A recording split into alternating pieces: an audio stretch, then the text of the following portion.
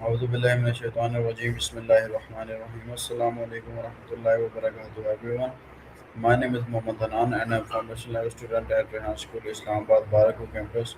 So viewers, today I'm going to talk with Maya on the simple topic of conscious. So Maya, can you hear me? Loud and clear.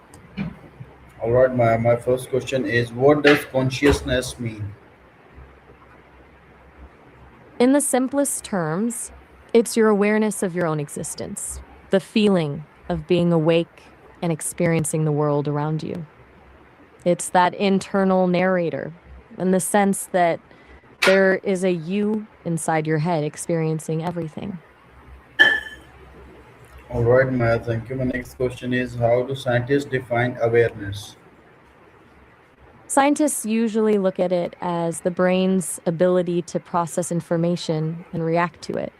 It's often measured by how a person responds to external stimuli like sound or touch and their level of alertness. Alright Maya, my next question is why is consciousness considered a mystery? Because there's a huge gap between knowing how the brain works and knowing why it feels like something to be alive. We can map every neuron and chemical signal, but we can't explain how a physical organ creates a subjective experience. It's called the hard problem of consciousness. Alright, ma'am. My next question is how did early humans understand consciousness? Early humans didn't have brain scans, so they mostly saw it through a spiritual or metaphysical lens. They often thought of the soul or a breath of life as the source of awareness, something separate from the physical body that could exist before or after death. Alright, ma'am. My next question is what is the difference between consciousness and subconsciousness? Think of consciousness as the spotlight of your mind, the things you're actively paying attention to right now. The subconscious is everything else, the automatic processes, memories, and habits running in the background that you aren't even thinking about. Alright, ma'am. My next question is how does the brain create awareness?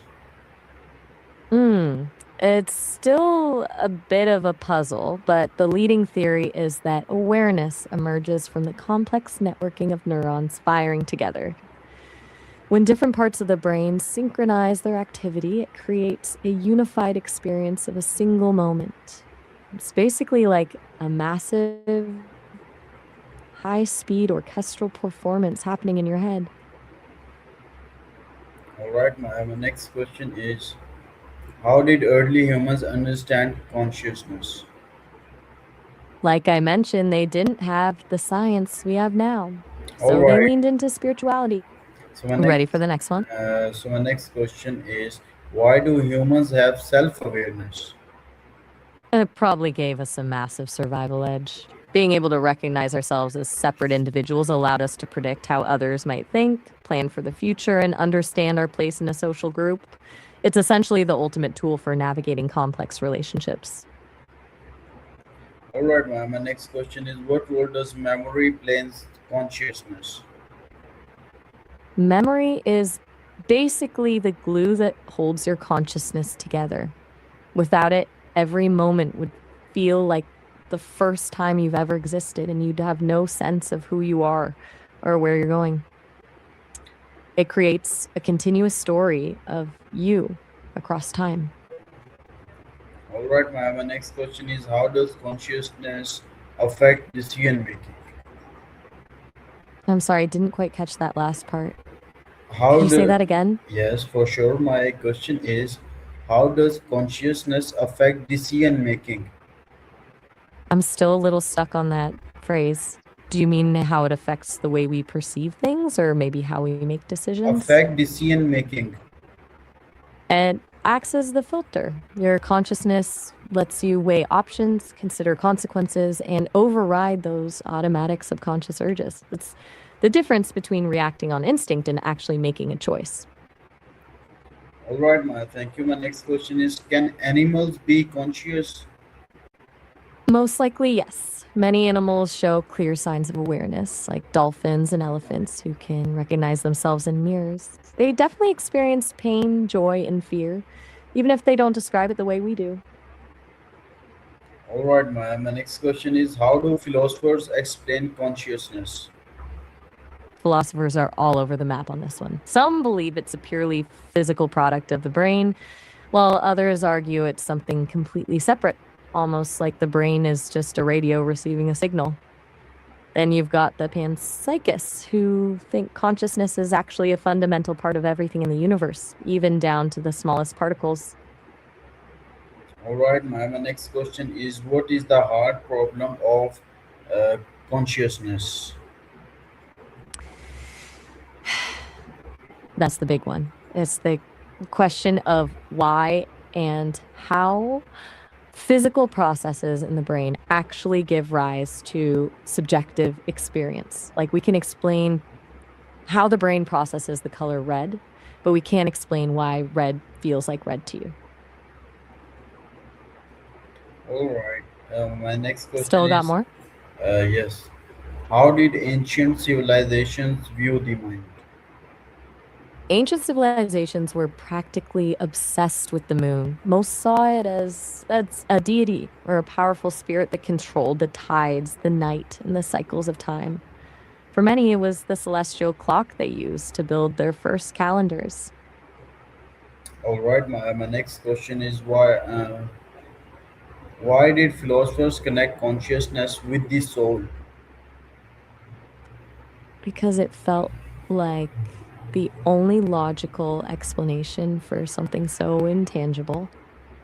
Consciousness doesn't have a physical shape or weight, so it seemed more likely that it came from non-physical source, something eternal and separate from the body that could survive death. All right, my next question is, what role does language play in awareness? Language gives us a way to label and categorize our experiences. It turns raw feelings and sensations into thoughts we can actually analyze. Some would argue it even expands our awareness because it allows us to think about things that aren't right in front of us, like the past or the future. All right, my next question is, how does consciousness develop in children? It's a gradual unfolding. It starts with basic sensory awareness, then moves into realizing they are separate from their parents, and eventually develops into that complex internal voice we've been talking about. It's basically a slow climb from just reacting to the world to actually understanding your place in it. All right, my next question is, can machines ever become conscious? That is the $1 million question.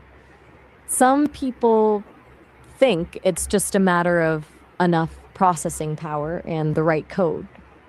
Others argue that consciousness requires a biological spark, something a machine, no matter how smart, can never actually have. It's the difference between simulating a feeling and actually feeling it. All right, my next question is, uh, how does sleep affect consciousness? It basically puts your conscious mind on a temporary hiatus when you sleep. That spotlight we talked about dims, and your brain shifts from processing the external world to doing internal maintenance. Your subconscious takes the wheel, which is why your dreams can be so wild and disjointed. You're experiencing awareness, but without the usual filters and logic of your waking life. All right, my next question is, what happens to awareness during dreams? Hmm, it's like a different kind of awareness. Your brain is still active, but it's disconnected from your physical senses. You're conscious of the story unfolding in the dream, but your logical filter is mostly offline, which is why you can fly through a city or talk to a talking cat and just think, yeah, this makes sense. All right, my next question is, why do humans experience emotions consciously? It's a survival mechanism. Consciously feeling emotion allows us to learn from the past and adjust our behavior. If you just had a physical reaction to fear without knowing you were afraid, you'd react, but you wouldn't know how to avoid that scary thing next time. It turns a raw instinct into a usable lesson. All right, Maya. My next question is, how does meditation influence awareness?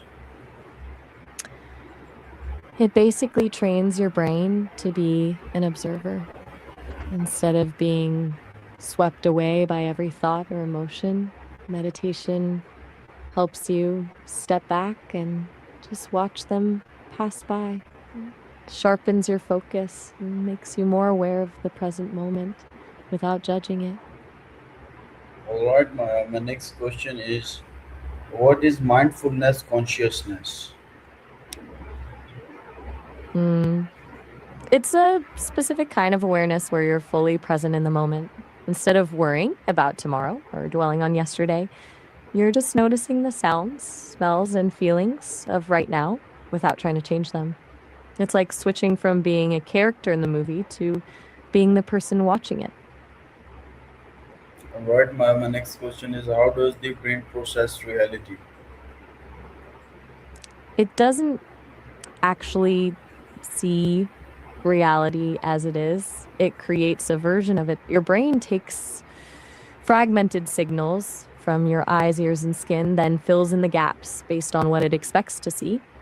It's essentially a highly sophisticated hallucination that happens to align with the world around us.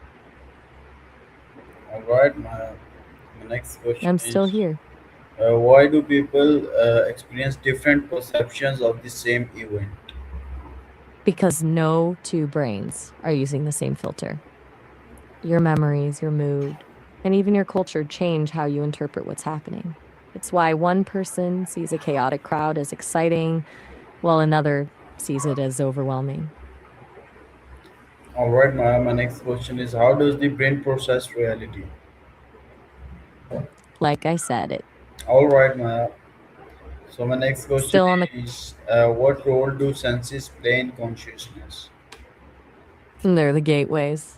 Your senses feed the raw data into your brain, and consciousness is what turns those signals into a coherent experience. Without them, you'd be like a mind floating in a void with nothing to interact with or perceive. All right, Maya. So my next question Muscle is, man? how does the nervous system support awareness? It's basically the electrical grid for your mind. It's the network that carries signals from your body to your brain at lightning speed. Your neurons and synapses are the ones doing the heavy lifting, firing off signals that allow you to feel a touch or hear a sound in real time. Without that constant stream of data, your consciousness wouldn't have any information to actually work with. All right, my next question is, Ready for the next? what is altered consciousness? It's when your usual state of awareness shifts, whether it's through deep meditation, extreme exhaustion, or certain substances, the filters your brain normally uses are altered, changing how you perceive time, space, and even yourself. It's like the world gets a different color filter on it. All right, my next question is, how do drugs affect awareness? They basically mess with your brain's chemistry. By changing the levels of neurotransmitters, they can amplify certain sensations, mute others, or even create entirely new ones that aren't there. It's like someone's turning the knobs on your perception, making things feel more intense, distorted, or distant. All right, my next question is, why do near-death experiences raise questions about consciousness? Because they suggest that awareness might not be like strictly tied to the physical brain. People report seeing things or having complex thoughts even when their heart has stopped and their brain activity is flatlining. It makes people wonder if consciousness is something that can exist independently of the body, or if it's just a final intense burst of brain chemistry before the end. All right, my next question is, can consciousness exist outside the body? That is the ultimate mystery. Science says no, because everything we know about awareness is tied to brain activity. But then You have thousands of people reporting out-of-body experiences or near-death visions that make the whole physical-only argument feel a bit incomplete. It's essentially the biggest debate in both physics and philosophy. All right, my next question is how did evolution shape human awareness? Turned us into the ultimate strategists. Evolution pushed us to develop a more complex consciousness so we could recognize patterns, anticipate dangers, and coordinate with others in huge groups. It wasn't just about seeing a predator, it was about imagining where that predator might be hiding. That ability to simulate the future in our heads is probably why we're at the top of the food chain. All right, my next question is why is self-reflection unique to humans? It's not entirely unique, but we've taken it to a whole new level. Some animals show self-recognition, but humans are the only ones we know of who can reflect on their own reflection. We can analyze our thoughts, regret our past, and consciously plan who we want to become. It's basically like having a mirror for your mind. All right, my next question is how does culture influence consciousness? It essentially acts as the operating system for your mind. Your culture gives you the language, the values, and the social norms that shape how you perceive the world. It's why someone from a collectivist culture might experience a sense of self that's more connected to their group, while someone from an individualist culture feels more as a distinct, independent unit.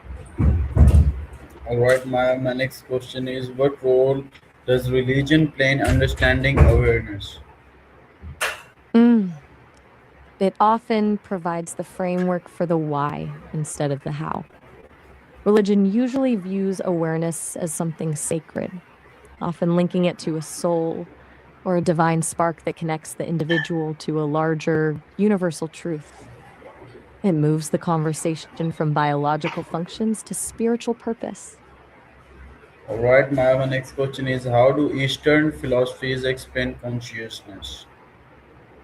They often see it as a river rather than a separate point. Many Eastern traditions, like Buddhism or Hinduism, suggest that our individual sense of is actually an illusion. They believe consciousness is a universal field that we're all part of, and the goal of life is to wake up and realize that we're not just a tiny drop in the ocean, but the ocean itself in a single drop. All right, my next question is how do Western philosophies differ in their view of awareness?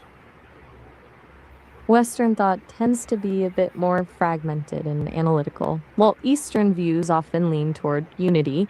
Western philosophy has historically split consciousness into a duality, mind versus body. You've got Descartes and the idea that the mind is a completely different substance from the physical brain.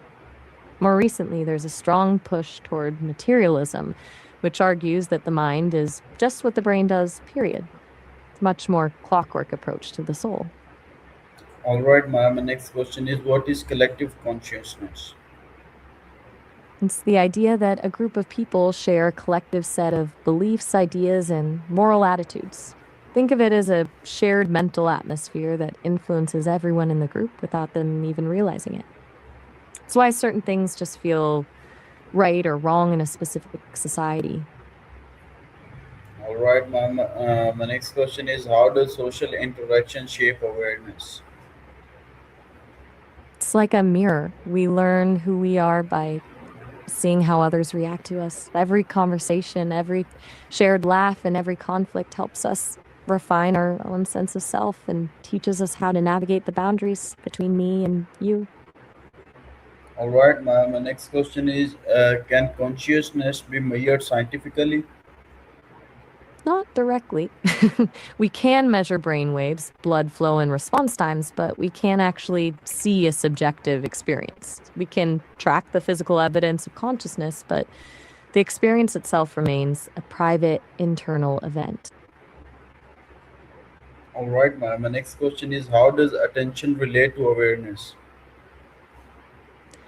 Attention is the lens that focuses your awareness. While awareness is the broad field of everything you're sensing, attention is the act of zooming in on one specific part of that field. It's what allows you to ignore the background noise and actually focus on my voice right now. All right, my next question is why do humans question their existence? Mm, because we're the only creatures we know of who can look at the universe and then look back at ourselves. It's that weird loop of self awareness where we realize we exist, but we don't know why. Like, curiosity is basically what drives every bit of science, art, and philosophy we've ever created. All right, my next question is what role does the unconscious mind play in behavior? It's essentially the autopilot for your life. It handles all the stuff you don't want to spend energy on, like breathing or walking, but it also stores all those deep seated fears and desires that nudge you in a certain direction without you even knowing why. All right, my next question is how does fear affect consciousness? It puts you in survival mode. When you're genuinely afraid, your brain narrows your awareness down to a single point, the threat. All the nuance and complex thought get pushed aside to make room for fight, flight, or freeze. It's basically your mind cutting out the noise so you can react as fast as possible. All right, my next question is what is the connection between consciousness and identity? They're essentially two sides of the same coin. Consciousness is the process of experiencing, and identity is the story you build out of those experiences. It's the difference between just existing in a moment and being able to say, this is who I am based on everything I've lived through. All right, my next question is how does trauma change awareness? It can create a fragmented sense of reality. Trauma often forces the brain to develop survival mechanisms like dissociation, where a person might feel detached from their body or the world around them as a way to cope with overwhelming pain. It basically rewires how you perceive safety and danger, making the mind hyper aware of threats, even when you're in a safe space.